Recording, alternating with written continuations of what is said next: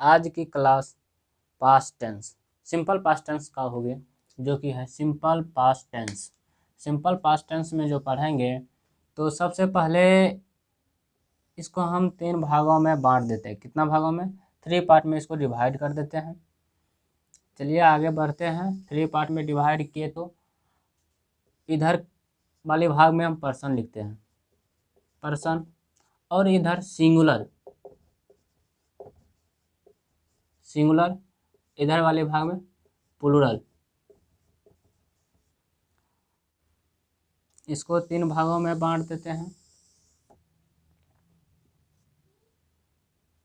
3 भागों में जो बांटते हैं इसको इस प्रकार से बांट रहे हैं कि फर्स्ट पर्सन, सेकंड पर्सन और थर्ड पर्सन आ जाए। इधर वाले भाग में फर्स्ट पर्सन,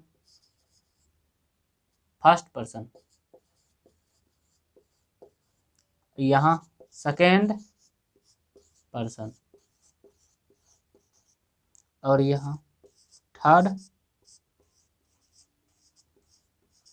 पर्सन।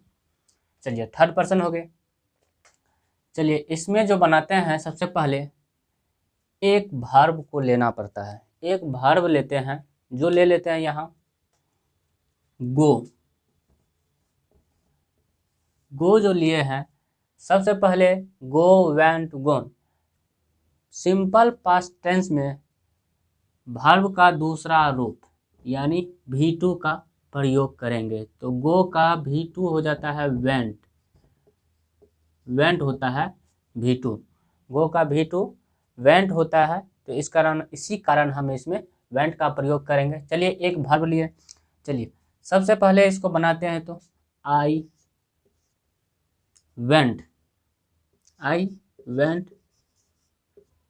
चलिए अब इसी का plural we went, we went. चलिए अब इसका जब हिंदी जो करते हैं, मैं गया, मैं गया। अब इसका प्लूरल का हिंदी हम लोग गए, हम लोग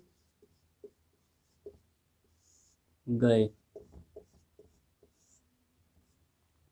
चलिए अब सेकेंड पर्सन में जब आते हैं तो सेकेंड पर्सन में ध्यान में रखें यू होता है सेकेंड पर्सन में। यू के साथ वेंट का ही प्रयोग करेंगे। You went. Second person plural और सिंगुलर और प्लूरल हमेशा एक समान होती है। सेकेंड पर्सन प्लूरल और सिंगुलर और प्लूरल हमेशा एक समान होती है। तो यहाँ भी क्या करेंगे? You went. चलिए अब इसका हिंदी जब करते हैं तो तुम गए, तुम लोग गए। चलिए अब आगे बढ़ते हैं थर्ड पर्सन। थर्ड पर्सन में जब करते हैं, थर्ड पर्सन में ही, सी, नेम, इट भी आता है। तो हम यहाँ ही लेते हैं या तो सी लेते हैं। चलिए ही लेकर बनाते हैं ही। चलिए ही के साथ ही वेंट, और इसका प्लूरल तो दे हो जाता है, प्लूरल दे होता है। दे के साथ दे वेंट करेंगे, दे वेंट। चलिए जब हिंदी इसका करते हैं तो वह गया, वह गया। वे लोग, वे लोग गए। ये होती है इसका बनाने का सिंपल तरीका। चलिए अब पढ़ते हैं इसका स्ट्रक्चर।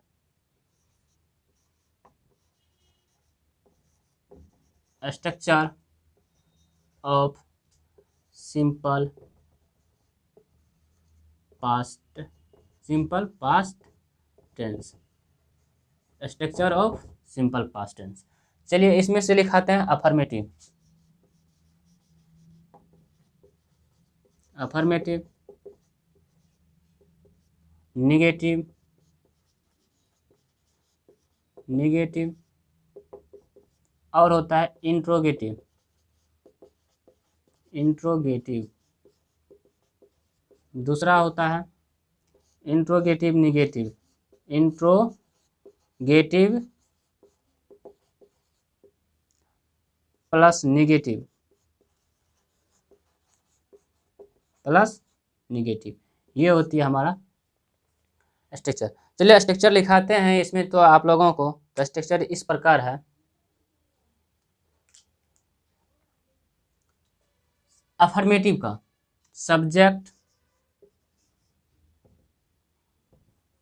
अफर्मेटिव में स्ट्रक्चर जब लिखाते हैं तो पहला subject plus V2 plus object, ये होती है।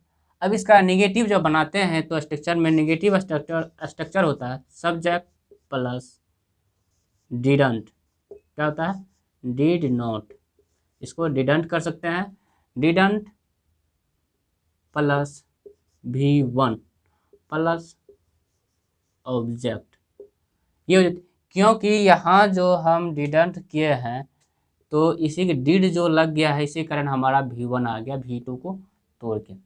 इसको हम इस प्रकार भी लिख सकते हैं, नेगेटिव स्ट्रक्चर को subject plus did plus not plus V1 plus object, ऐसा हम लिख सकते हैं। चलिए अब दूसरा लिखाते हैं तो इंट्रोगेटिव स्ट्रक्चर जो लिखाते हैं, इंट्रोगेटिव स्ट्रक्चर होता है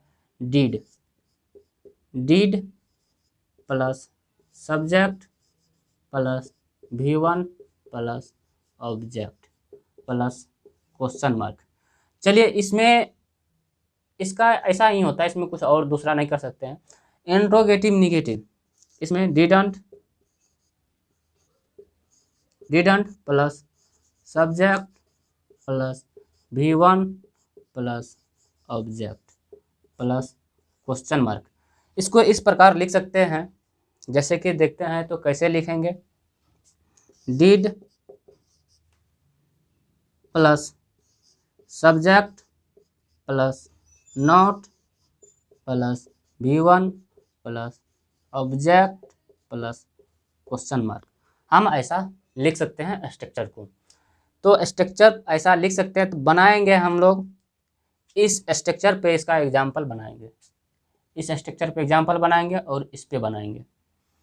तो ये तो सेम ये इधर उधर नहीं हो सकता है, इसको हम तोड़ नहीं सकते हैं और इसको भी तोड़ नहीं सकते हैं।